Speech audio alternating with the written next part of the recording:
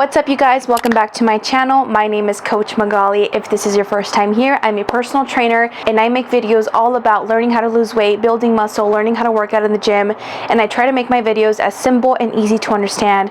So if you enjoy content like that, make sure you subscribe so that you don't miss any of my future uploads. If you enjoy content on topics such as these and want to learn more about stuff like this and more things that I've changed my mind on, please do like the video. It helps so much more than you know, and I would really appreciate your support in that. In today's video, I want to cover some of the things that I've changed my mind on, specifically about training. So if you guys want to see a nutrition part, let me know. Over the years as a personal trainer, because I've been a trainer for a few years, I've worked with many different types of clients, all walks of life, moms, dads, full-time workers, students, people with specific issues and pains and injuries, and I've gotten to see a lot of different things that I wouldn't have known had I just trained myself. So because I expose myself to so much information all of the time, my opinions do sometimes change, and that comes along also with my education expanding, and just the more time that I do this, sometimes your opinions will change. So that's what I'm going to get into in today's video. One of the biggest things that I've changed my mind about is cardio kills your gains. So this myth, I don't know where it started from, I don't know who's responsible for it, but what I do know, it has hurt more people than it has helped, because cardio does not kill your gains. Even those that specifically dedicate their training careers to cardio, such as endurance runners, marathon runners, cyclists, have you seen their legs? They're muscular. They're not huge legs, but they're muscular legs. So that dispels the myth in and of itself. But if you're just talking about doing a few sessions a week to keep your heart healthy, to keep your endurance up, your conditioning up, it is not going to do anything to your gains, because you're not running the amount that these people are running. You're not doing enough cardio to significantly impact the amount of muscle you can build. And a couple of sessions a week to keep your heart healthy, to keep you in good conditioning, is not going to do anything to your gains. And again, I find that people use this as an excuse to avoid having to do cardio, because it is uncomfortable, it is painful, it is annoying to do, but it is important. And I used to be that trainer that would say no cardio to certain people. If their goal was only to gain muscle and only to gain weight, I would say just avoid cardio at all costs. But I've changed my mind on that, because everybody and their mother, no matter what the goals are, should have a healthy heart. Because if your heart is not healthy, then you're not going to be able to train. You're not going to live as long, right? So there's never an instance anymore where I say to somebody, never do cardio. But of course, depending on the goals of somebody, if they really want to gain weight, then I obviously reduce the amount of cardio they do, because that burns more calories. And if somebody wants to lose weight or just wants to get better at running or better at conditioning, then I obviously increase the cardio. But never, ever, ever would I now recommend somebody to do 0 cardio a week. Before, that's what I used to say. And I also used to believe myself, and I never did cardio, and I was always winded going up the stairs. I always hated that, but it was because I thought that cardio killed my gains. So my gains were more important than cardio, but it's not either or. If you want to gain weight, 1 to 2 sessions a week that are 20 to 30 minutes, steady state cardio. We're not going all out, but we're also not going for a walk in the park. It should be a little bit difficult. You should be sweating, but it shouldn't fatigue you way too much. If you're trying to lose weight, then we can bump that up to 2 to 3, maybe even 4 times a week, 30 to 40 minutes, steady state cardio. You might be able to get away with a little bit more high intensity stuff. But again, every client is a little bit different, so it's going to depend on the specific person in front of me. But a rule of thumb, 2 to 3 times a week, 20 to 40 minutes is more than enough, and it's not going to do anything to your gains. In fact, it's only going to be better for you. The next thing that I've changed my mind on, and as a power lifter, somebody who competes in the sport, I've hated to have to admit over time, but it's true, and that is barbell squats, barbell bench press, and even barbell deadlifts are not 100% essential to build muscle.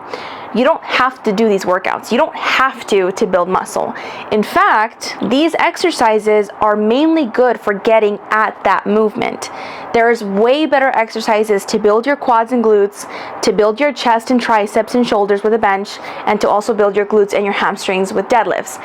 These exercises do build that muscle. These exercises should be in your program, but you don't have to specifically do it with the barbell. If you have knee pain with back squats, if you can't deadlift with that bar, you can use a trap bar instead.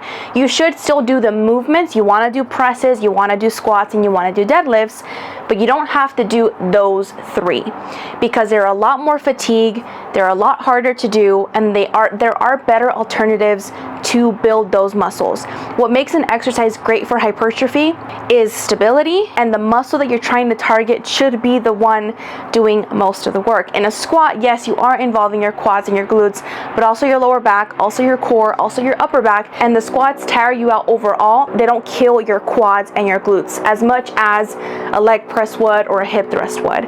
With the bench press, same thing. There are better exercises to target the chest, such as chest press machines, such as push-ups, versus a barbell bench press, which does involve your lower back, your legs even, if done correctly. So these exercises, although they're not bad and you can still do them, and if you want to do them, you can, and it will provide some results, you're better off still incorporating other exercises that target that muscle more specifically. The main three, squat, bench, and deadlift, they're very fatiguing overall. They require a lot of stability, and they have a high perceived effort, which means you feel tired, you get fatigued faster, but your muscles are not the ones failing you. You are, essentially. And with the leg press, it's more likely that your quads will fail you before you get tired, and that's what we want to build muscle. When we're talking about the squats, a better exercise to build the squats would be a leg extension or a hack squat or a leg press over the barbell squat, specifically for the best quad exercise. So can you still do them? Yes. If you want to, of course you can do them.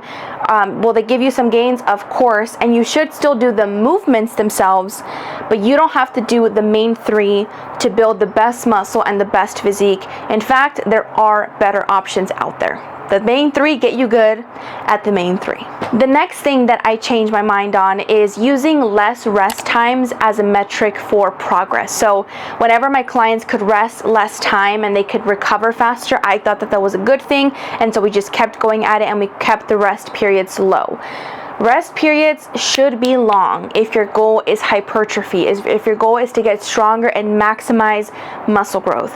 Why? Because that means that your sets were actually intense enough that you needed to rest. If you're able to do your sets back to back with very little rest, high probability your exercises are like at this intensity when you should be up here. I used to think that less rest was good and it meant that we were progressing, but it just means that we weren't going hard enough, and we needed to focus on increasing the intensity of the sets, increasing the weight, increasing the load, and taking that rest time in between. It's incredibly important. The lower rest times you take, the lower quality your sets are, or you're not going hard enough, which again is going to hold you back from seeing as much progress. So the rest time that I typically recommend is at least 2 full minutes between sets, sometimes even 3. Take the extra minute if you need to. And when you are training with true intensity, you will not question that. You will not feel that you need less time.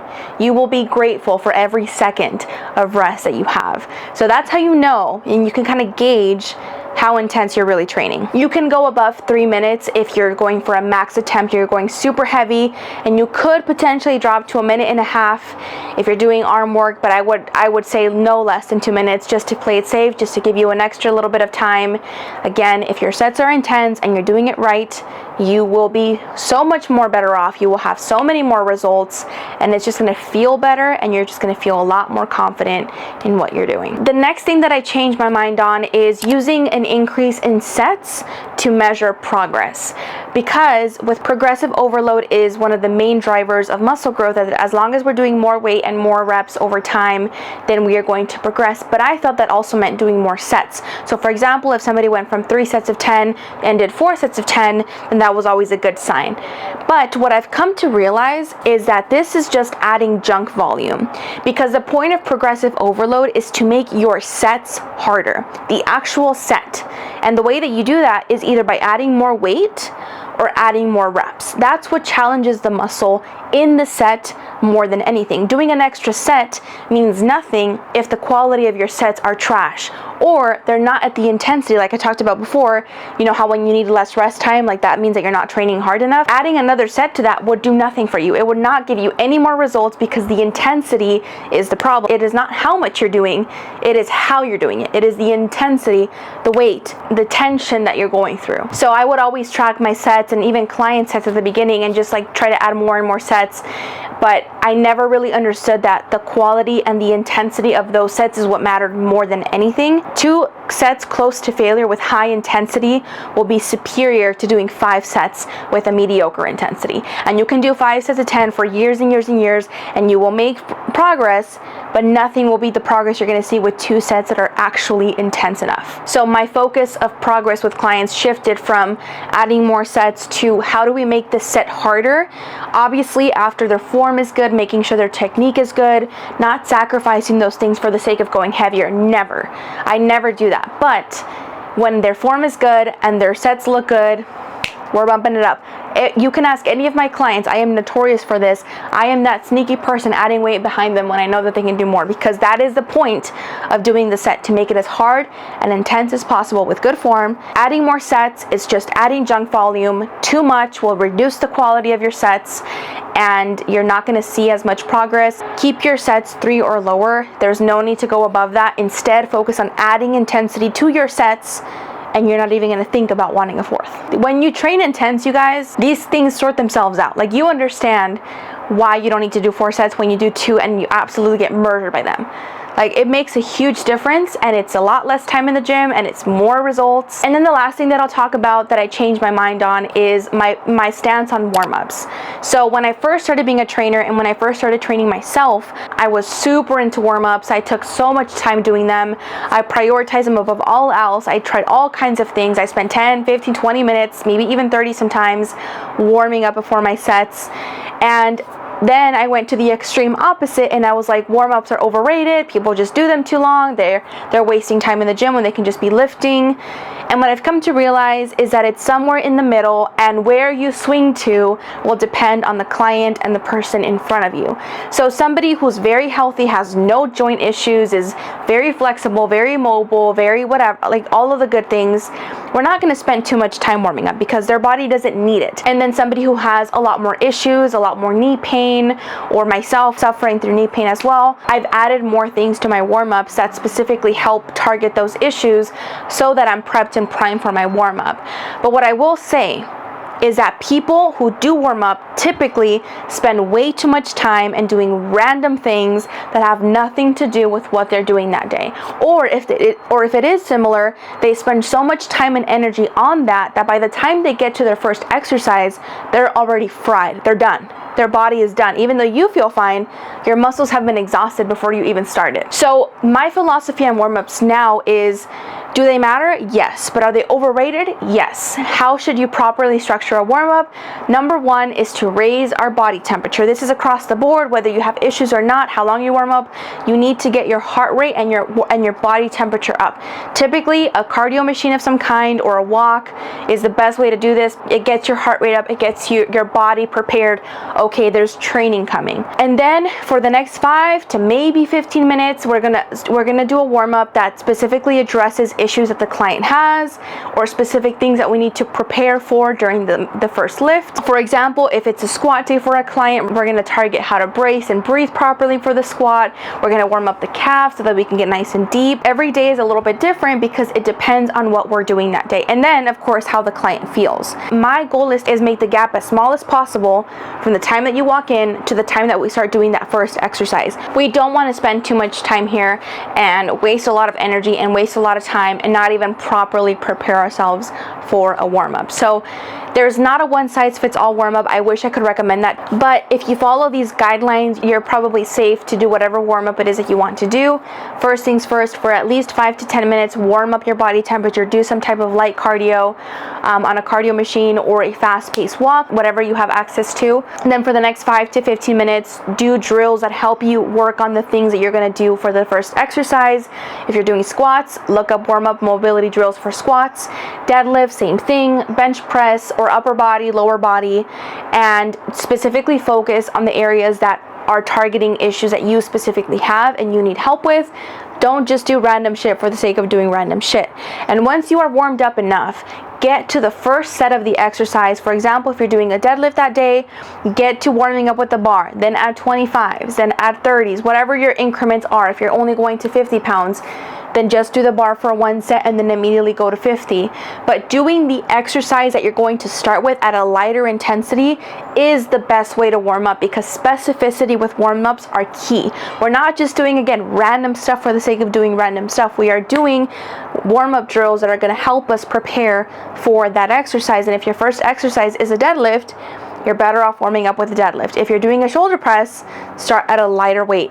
If you're doing a squat, same thing. And the way that my mind has changed was going from one extreme to the other, but understanding that the center, sometimes you warm up more, sometimes you warm up less, some people need more, some people need less. But overall, I do think that warm-ups are spent way too much time on. A lot of energy is spent there. People don't really have an intention or a reason why they do things. They just saw it online and decided to copy it. And that's fine, but also understand that if you are fatiguing yourself before you even begin the lift by doing a bunch of stuff that doesn't really relate to that, then it's going to hurt your progress long term. But I don't think that no warm-up is good either. You have to have some preparedness when it comes to your lifts, and obviously that's what the warm-ups are for. So those are the things that I've changed my mind on when it comes to training, and I'm sure in the next few years I'll change my mind even slightly more as more research comes out. I get more and more experience. It's good to have a mentality, an open mind, and not stick to one thing like a religion, because that happens all too often in the fitness industry. And it's okay to change your mind when new information presents itself. It's healthy. It's a normal human behavior. It doesn't mean that you're changing your mind all the time and you have no beliefs. It just means that you were exposed to new information and now you can do better. If you guys want to see a part 2, or you also want to see my nutrition part, let me know in the comments below. I'd be more than happy to make that for you guys next. I hope you guys enjoyed this video and it provided some value to you. If it did, please don't forget to like the video, letting me know you enjoyed content like this and to make more videos.